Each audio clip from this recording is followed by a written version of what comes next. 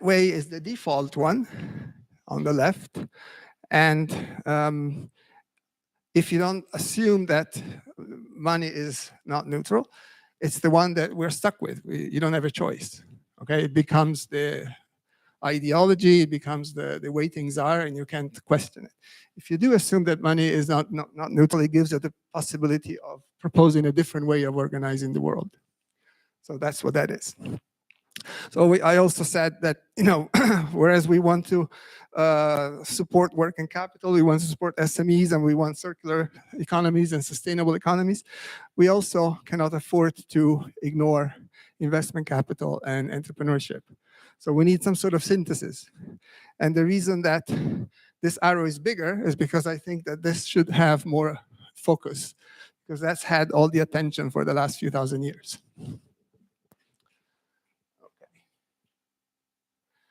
I also showed this picture, which is sort of the beginning, halfway to a synthesis, where I said, well, through mutual credit, MTCS, and some of the other interesting ideas that have been discussed this week, we have started to understand how to help the lower left side of this diagram. What we have is, the scale of the economies along the x-axis, levels of abstraction of value along the y-axis. For those of you who are not here, the colors refer to the 4 domains of value of economic anthropology. We have capital, market, social relationships, and commons. So these 2 domains of value are not outside of the economies, they're an integral part of the economy. So we have started to understand how to do that. And until I came here, I felt that we really didn't know how to approach capitalism without getting sucked in. Okay, so how can we support entrepreneurship without becoming rentiers? Okay, and what I found is that the EXA point of view seems quite promising in addressing this problem. So this is a story of what happened yesterday. The background is that there were a few of us from Circles, Informal Systems, Holochain, and EXA, and we met to discuss possible integration ideas. An appropriate governance framework, TBD, of course. At a certain point, we noticed that Circles' trust-based mesh credit network structure resonates with the dynamic online offline holochain group architecture. This pairing, therefore, seemed potentially more appropriate than a blockchain substrate as an infrastructure for Circles. There's sort of a nice correspondence between the size and topology. Because Circles communities grow through trust links, they can support trade credit networks through P2P micro liquidity provision, which implicitly creates a payment system. And therefore, they're likely to benefit from MTCS at smaller node numbers. So I had this vague intuition. I checked it with Tomasz. He corrected what I had written to this. And he said, this is now accurate. And he confirmed that it's probably true that Circles could help bootstrap, an MTCS type network. From smaller numbers. So it's potentially important because it means we need a smaller critical mass is sufficient. So then the Cosmos Anoma CoFi MTCS chain could become a persistence layer for multiple Circles holochain communities spread around the world, reflecting the well-established evolution of applications into infrastructures. So today we talk about app chains, but tomorrow they might become a persistence layer that can support more dynamic, locally, based networks supported by holochain and with Circles or similar types of financial models. So fast finality required by the inter-blockchain protocol, in other words, to connect such a holochain type network to the blockchain as a persistence layer. So that type of requirement is not a problem for MTCS because it's run only once a month. So there is plenty of time to reach internal consistency within the holochain network and to send the state up to the blockchain and then to run the MTCS. Then, as the reputation and the scale of the system grow, actors in the same and different communities could start to be linked through EXA mutual staking to support issuance of investment capital, to support infant industry protection and entrepreneurship at much longer timescales than what working capital requires. Okay, so the link there is, I don't know if you've seen old style movies of either storms at sea or monsters. What they used to do, like 50 years ago, they would have a little model of a ship. They would put it in a water tank. They would create some waves, and then they would film the ship, with these cataclysmic events. And I don't know if you ever noticed that they don't feel right. You know what it is? It's the natural frequency of a small object, which is quite light, is going to be much higher than that ship would oscillate at. Or if it's a big monster like Godzilla or something, those models move much faster than an animal of that size would move, okay? So, in other words, the time scale changes depending on the scale of your system. Okay, so when we go from mutual credit and working capital with time scales of days or months to investment capital, the length scale increases and the size of the investments, the size of the money, amounts of money that's moving around also increases. So from a requirements point of view, then I think it's important to start with the social dimension. That, in other words, building networks of trust, and this is where circles and experiments like the grassroots economics, which have taught us so many things over the last 15 years, lead the way.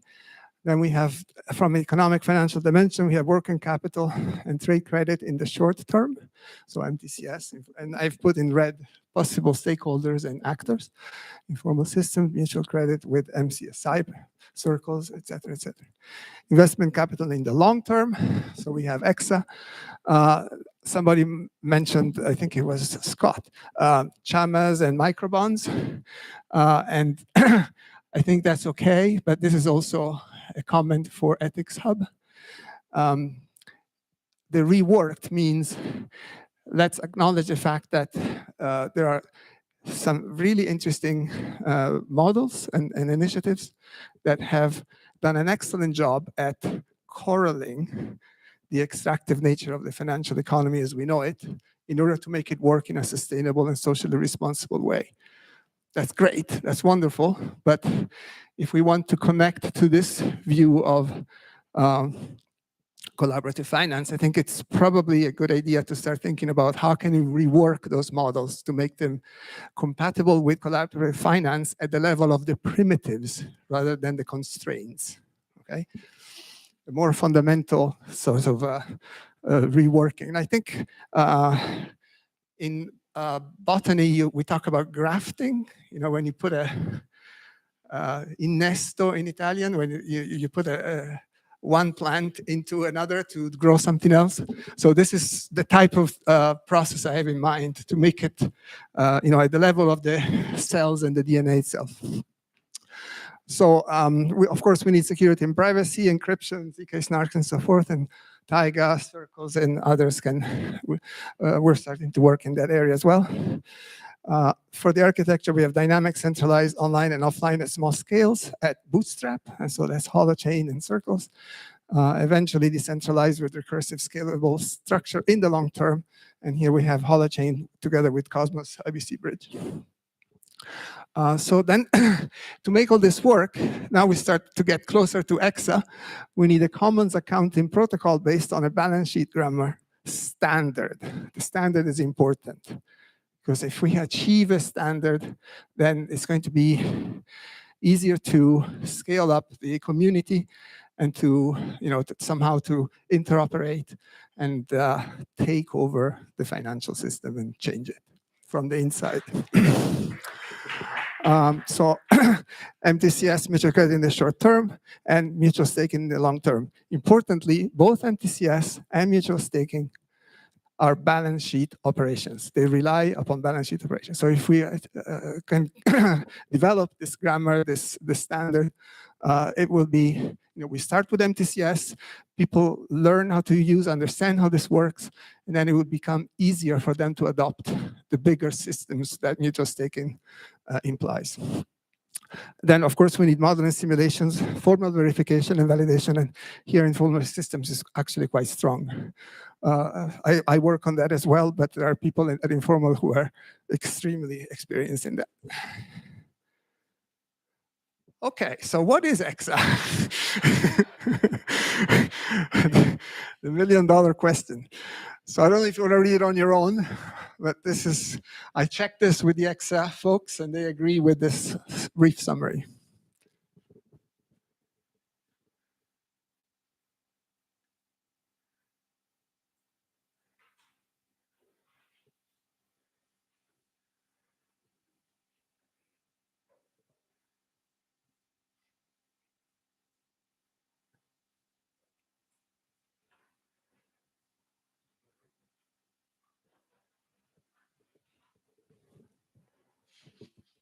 Is this making sense? Okay, well, we have to bring the mushrooms in as well. So my last slide finally is this revised multi-layer picture where I took the circles logo and fit it in the little spirals. And I thought EXA would fit here nicely. So we can unpack this rather dense picture a bit, because what this means to me is that EXA works at these 4 layers, but it doesn't actually help rentierism. Okay, so that's a good thing. So it's not extractive, but it does deal with capital, and it does deal with performances. So value is moving in different directions. It's not just moving up, it's also moving down. Okay. Circles is more effective, probably at smaller scales. Okay. EXA is probably effective at slightly larger scales, not necessarily global, but larger. There was some uncertainty about how to interpret these arrows. These are essentially, I see them as the commodification of different kinds of value towards financial capital. And this could be labor, could be natural resources. And what we want to do is try to limit that through things like mutual credit and a unit of account type of money rather than store of value. But at the level of investment, we do need to have the ability to support longer-term investments and entrepreneurship without falling into the extractive dynamics. Yeah.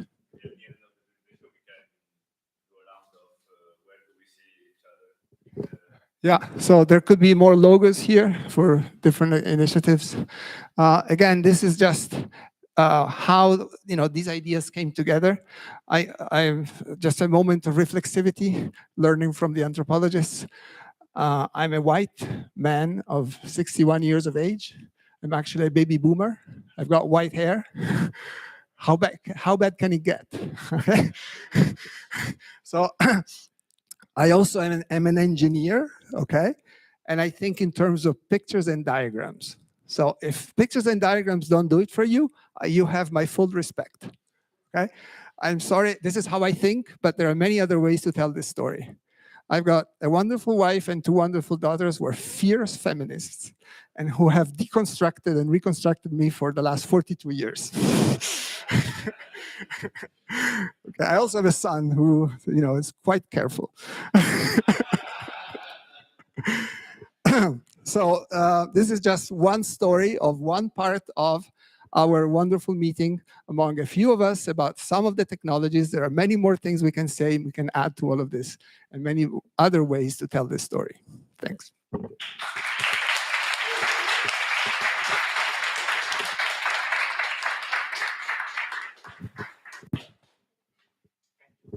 One diapo before, please. No, the other one. This one.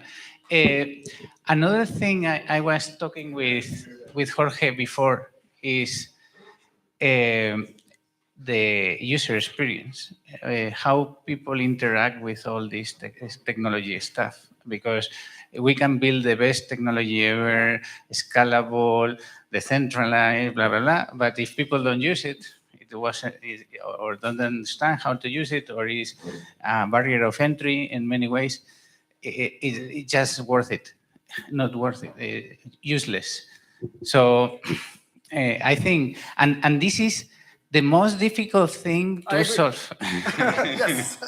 So I was proposing another working group, regarding UI, UX, and solutions in this regard. Right. In fact, I can probably provide one possible partial response to that is a couple of years ago I was working for a company that was closely working with Cello, who, as you know, is quite active in Africa. By the way, Jason has left. Yeah. Oh, too bad.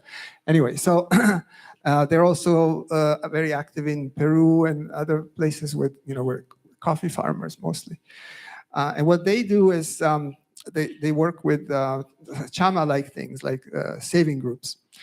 And I think that that's actually a really good starting point, because even though it's part of, so like ethic hubs, because even though it's part of the old financial extractive model, it has a benefit of being familiar. It's a concept that everybody understands. And if the loan is performed in a reasonable way and managed in a way that's not too extractive, then it can actually really help in terms of financial literacy. And then what I think could happen is that we should bring in other ideas like circles and other forms of credit creation to gradually undo the work of centuries of colonization and more recently the extractive nature of the Western banks. Yeah, but just a point. I do agree with you, and there's maybe 3-4 missing points in this slide, because basically this is a high-level architecture requirement. There's no user, there's no UX, there's no apps. We need all of that and more. But that's exactly. I mean, we have to think from also another reflection with Jorge. Is you are thinking from the top to down in some way. At least this is this. We are working with the farmers. How we can help them, how we can interact with them, etc. Right. So, for example, we just not try to open them wallets anymore, because it's just technology is not ready.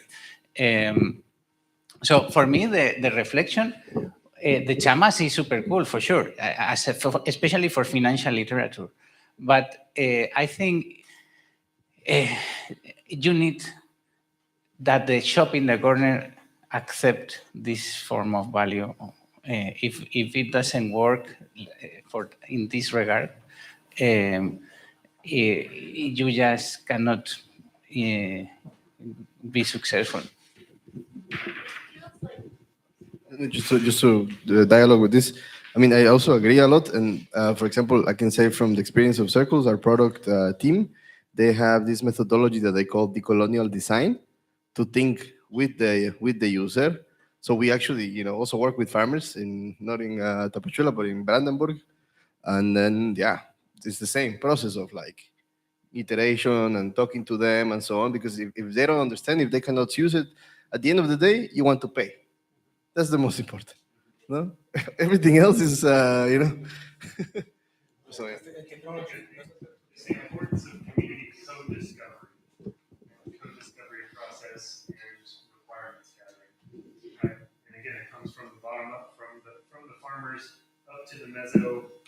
We've got a high level of requirements coming top down to the meso again. I was just going to say, it feels like you made this to address this requirements here, Yori, I'm taking as what we will do interorganizationally. This is not addressing the circles layer that you showed in the diagram. Yeah. So I think maybe there was a bit of a mismatch in communication. It was just how can we start thinking about integrating our technologies, and it's not the starting point of what application are we building? We don't know yet. It's not, yeah, it's not the grassroots layer. It's like somewhere on the graph we are starting with Right, this process. right. And that can help us to test, as we are the people who kind of understand this monetary theory, we're doing the design. If we can port ourselves together, and then there's various layers addressing the kind of grassroots Yeah. element, which the protocol, the grassroots econ protocol would probably, if we're calling it that, that's not even grassroots econ. The Kenyan village that whoever came up with the idea of a chama, that is the chama protocol that addresses the grassroots layer. So I think the whole thing we're talking about and moving to the graph perspective rather than a single agent is helpful so that we don't have these kind of communication breakdowns, because there's so many layers that we're working at. Well, basically, we have people like Scott, like Chris, that have experience building up these networks from the bottom. So we need that sort of help to complement, this architectural view. And I just wanted to add to. Oh.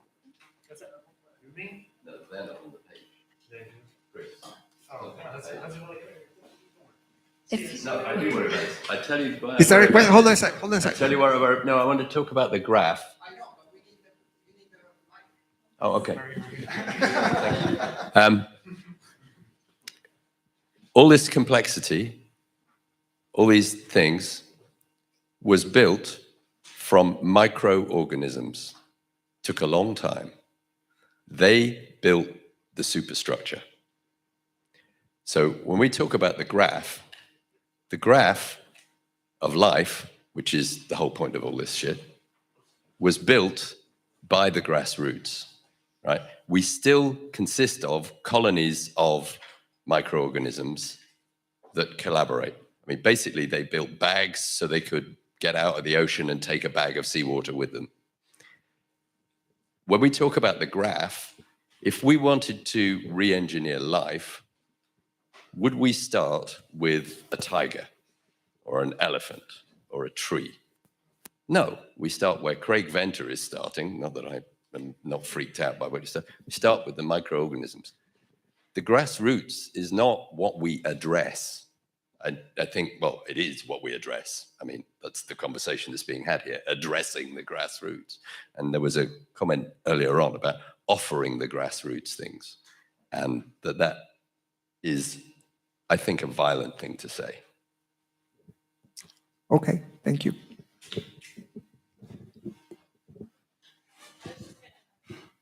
I think Jessica wanted to say something. I just had one more thing, and I don't want to totally shift, but if you go to the what is EXA, is there anyone here like me who, is here the whole week? And this language for me doesn't really make, I don't know, some people maybe understand this language and some people don't. So I did a small exercise with Exceli and Jorge with 2 paragraphs that I'm willing to read. Nice. If anyone still is like, what the heck is EXA? Yeah, that sounds interesting. Okay. Yeah. So this is a translation for my brain in the language that works for me to understand, and I hope it's helpful. So my understanding is that the kind of what or the high level benefits of what they're proposing with mesh credit development is to move from short-term exchange to longer-term co-investment and create kind of more stability, resilience, and there's like this tensegrity when the networks are woven in a certain way. I also understand that instead of waiting for the accounting, like we talked about the bank fairs in Europe and did the game with Ethan, instead of doing the clearing after the fact as a discrete event, they are proposing real-time clearing within the accounting layer. So for me, this was like what really clicked of, oh, and I think this is happening in a lot of different technological realms of moving from this kind of analog to more high definition in like having semi-fungibility, for example. And then the how is creating this credit clearing protocol using a mathematical formula or a formalization via an algorithm, and you can customize it. So you could customize the algorithm to clear all the oldest debt in the network, and do that as the first run. See, they were clearing via the lowest balance in a lot of the examples, but you could clear for the oldest debt, clear the most debt for the whole network, clear for the highest interest rate debt. And this can be applied using any technological substrate. However, you are proposing a P2P protocol, like kind of like a TCP/IP, or like a Napster for credit clearing, this P2P credit clearing. So that is what I was understanding, if you want to add or confirm. Why say it in 2 paragraphs when you can say it in 729? If that's helpful, or if anyone wants to add. Becca wants to say something. So there is this convention, which is more, I think, comes from the business world, is that once you have a product out, at some point, the identity, which is more like a subject, and the product squeeze together, which is a bit like if this happened in arts, the artist would become the artwork. There's not much to gain from that, honestly. Like the reality of something being put out there, roughly speaking, a product, making that the identity of the subject is for me like a limited act. And to be honest, it doesn't even practically work. We go to do work with one project, and we'll do many different things, which is not this. But this is also started by idea of having multi-voice, polyvocality. And while this practice of becoming your product is a very business-oriented thing, I would, while agreeing with the text, not agree with the title. This is not the subject. This is what we are as a people. It's not even a picture of what we completely do. So it's a fine text overall, but in a way, we are not coming Facebook that does Facebook and only Facebook. It would be wonderful if you could provide an alternative description. This was just, my attempt. Yeah, the reconciliation is Text is fine, but the context. the reconciliation is what is the economic space protocol? It's an offer of access. Okay. And I would like actually to respond to Jessica, because I think there might be a slight misconception. So my understanding about the real-time processes that EXA is aiming to enable concern more the staking of equity that can happen all the time, continuously. The clearing of debt, on the other hand, is actually best performed once in a while. The reason being that if you wait, let's say a month, as in the case of B2B, that accumulates the obligations during that month and increases the number of cycles. If you clear too often, you don't have that much to clear, you see? Now, of course, if you wait 3 months, you're going to have even more cycles. However, at that point, you're making the problem of late payment worse instead of better. See, so you have to find the right balance between, not too long and not too short. There's an optimum.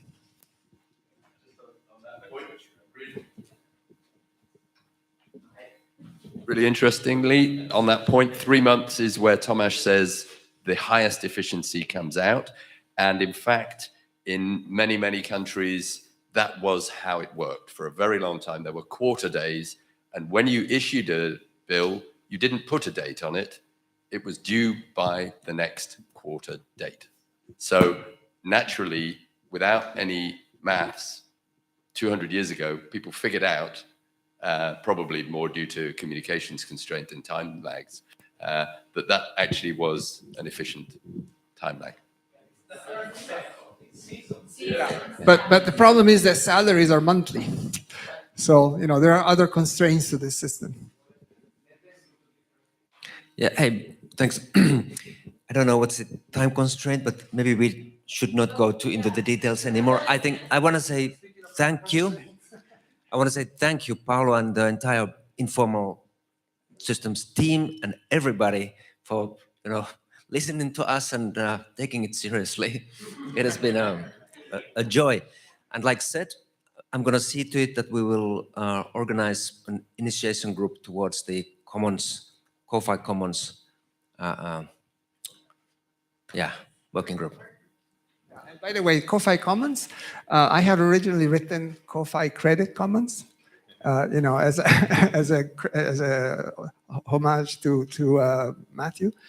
But Jorge rightly pointed out that actually, equity is not credit. It's part of finance, but it's yes. not. So if we say CoFi Commons, it includes both credit and equity. And so that's more. And more, yeah. So it is 1:00. I know you guys are catching the train at 1:30, some of you. So we're going to break, eat lunch, and then clean now, and then lunch, clean first. There's no lunch until it's clean. All right. So let's get on with it. Thank you, Paolo. Thank you.